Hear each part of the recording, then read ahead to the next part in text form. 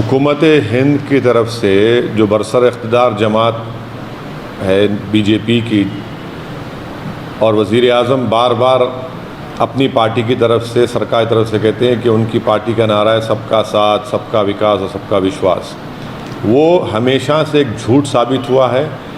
और अब भी जो ministry of housing urban affairs ministry के तहत स्वनिधि एक स्कीम है जिसमें ठेला बंडी या रेडी पटरी पे दुकान लगाने वालों को इस मिनिस्ट्री ने 32,26,000 लोन दिया है, जिसमें से सिर्फ 331 अक़लियतों को दिया गया है।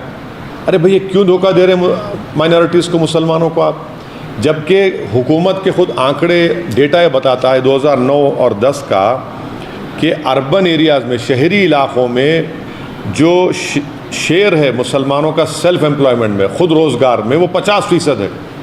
फिर 50% अगर हिस्सा है मुसलमानों का और 331 खाली माइनॉरिटीज़ को मिलेंगे, इससे ये बात साफ जाहिर हो रही है कि नरेंद्र मोदी की सरकार गोलवालकर और सावरकर का जो ख्वाब था कि भारत के मुसलमानों को सेकंड क्लास सिटीज़न बनाना, वो काम कर रही हैं।